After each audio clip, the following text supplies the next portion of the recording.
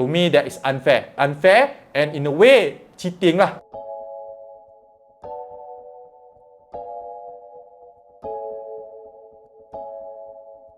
Assalamualaikum dan selamat datang ke YouTube channel Dr. Adam Zubir, Doktor Kewangan anda. Saya nak kongsikan kepada anda satu keratan akhbar ataupun satu artikel. Okay? Dan artikel ni bukannya kat Malaysia, tapi berlaku di luar negara, specifically di India, tentang topik moonlighting. Bagi mereka yang tak tahu moonlighting ni apa, bahasa rakyat marhainya maksudnya ada dua kerja yang anda buat at the same time. Itu maksudnya moonlighting. Dan kebiasaannya tanpa pengetahuan majikan. So contohnya anda kerja untuk syarikat A dan anda kerja untuk syarikat B. Anda kerja dengan syarikat A tak tahu pun anda kerja dengan syarikat B. Dan syarikat B pun tak tahu yang anda kerja untuk syarikat A. Macam mana tu? Kan? Contohnya hari Isnin sampai Jumaat pukul 9 sampai pukul 5 anda kerja untuk syarikat A. Lepas pukul 5, let's say pukul 6 sampai pukul 1 pagi anda kerja untuk syarikat B. Anda kerja untuk syarikat B pada hari Sabtu dan Ahad. So ini maksudnya moonlighting. Dan benda ni saya ambil daripada artikel di negara India. Apa kaitannya dengan negara Malaysia? So kat Malaysia ni kita ada dengar banyak orang, terutamanya zaman sekarang ini, orang ada dua kerjaya. Contohnya, pagi anda ada kerja hakiki, let's say lah anda kerja sebagai accountant ataupun kerja sebagai editor. Waktu malam mungkin anda buat part time, let's say Grab driver, ataupun anda buat freelance.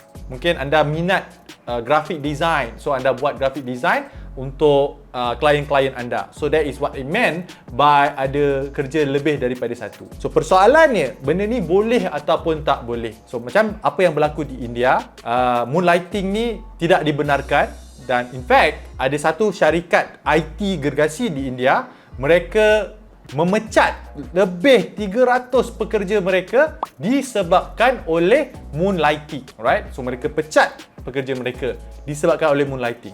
In fact, to make things worse, pekerja yang buat moonlighting ni, yang ada dua kerja ni, mereka kerja dengan dua syarikat yang niche-nya sama. Dalam bahasa lain, they are competitors. Contohnya anda kerja dengan syarikat IT ABC dan anda kerja pula dengan syarikat IT XYZ, dan syarikat ABC dan XYZ ni adalah direct competitor. Benda yang sama, tapi anda dapat dibayar oleh dua syarikat ini. So in a way, it's unethical lah bagi saya. Tapi adakah ada ethical ataupun tidak? Itu persoalannya. Okay.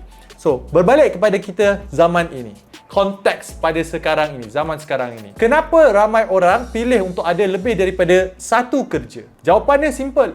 Anda tengok saja. Okay, pergi mana-mana kedai, pergi kepada kedai-kedai runcit kat luar sana. Anda tengok harga barang asas sekarang ini. Harga barang asas ini naik mendadak.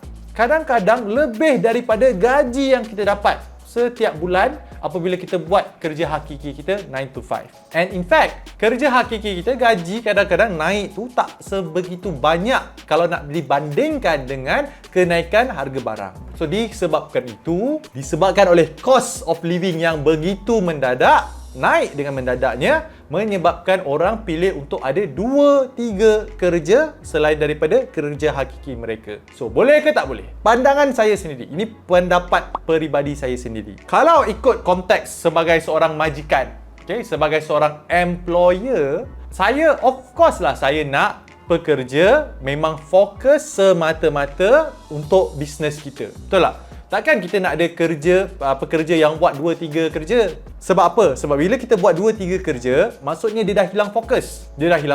Or, to make things worse, dia dah penat. Dia terlampau penat untuk kerja keesokan harinya. So, dia akan impact kepada result ataupun day-to-day business tersebut. Alright?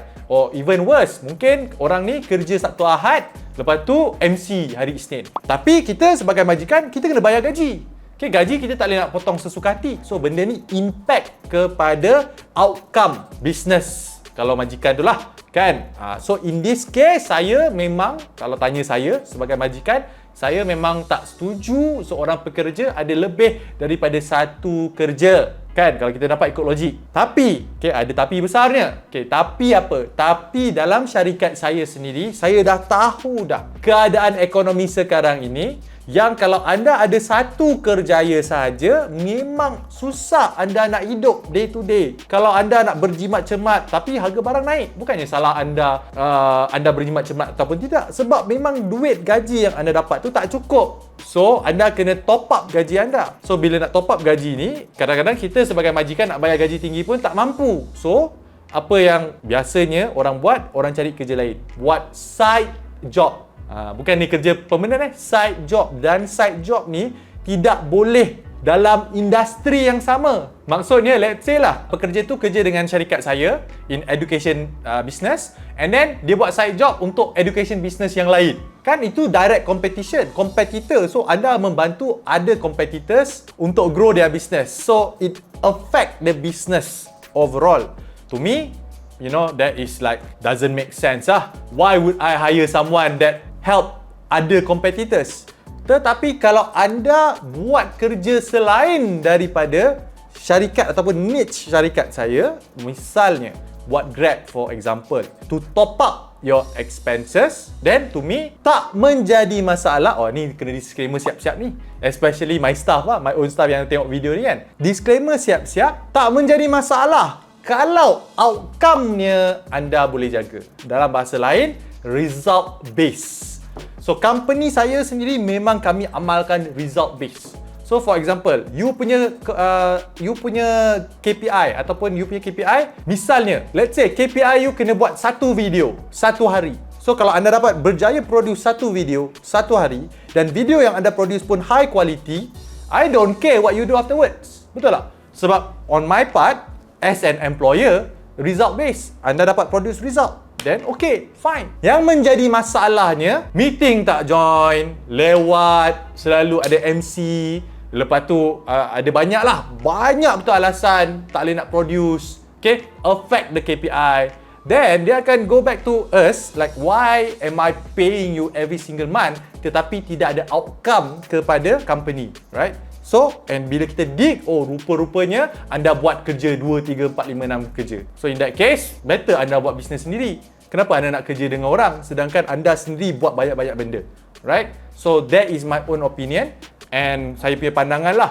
So, pandangan saya zaman sekarang ni kepada majikan-majikan di luar sana, it's not about hours anymore. Maksudnya, oh, you kena kerja datang pukul 9, balik pukul 5. Okay, kerja pukul 9, balik pukul 5. Tapi, result tidak ada. Waste of money. Nowadays, kita kena ubah. It goes back to result based. So, resultnya, I nak you bina projek ni. Projek ni kena siap dalam masa 2 minggu. Dan mereka dah berjaya siapkan projek tersebut dengan bagus, then to me tak ada masalah you nak buat benda lain. Asalkan tak menjejaskan kerja hakiki, kerja yang anda dibayar gaji setiap bulan. So, itu pendapat peribadi saya. Tapi, like again lah, bagi tahu siap-siap. Kalau anda membantu kompetitor, kan, company lain, to me that is unfair. Unfair and in a way, cheating lah. Anda macam menipu sebab anda buat kerja, anda bantu syarikat A, B, C untuk gandakan sales mereka. Anda pun bantu syarikat XYZ, niche yang sama, direct competitor untuk growkan dia business. So in a way, anda sebenarnya merosakkan kedua-dua business tersebut. So to me, that is unfair. In fact, kalau benda ni berlaku, anda boleh disaman oleh syarikat tersebut sebab dia melanggar etika bila anda sign the contract untuk kerja di tempat kerja anda. So, that is my own opinion. What do you guys think? Itu saja daripada saya, dan jika anda belum lagi subscribe YouTube channel Dr. Adam Zubir, pastikan anda subscribe supaya setiap kali saya release video baru,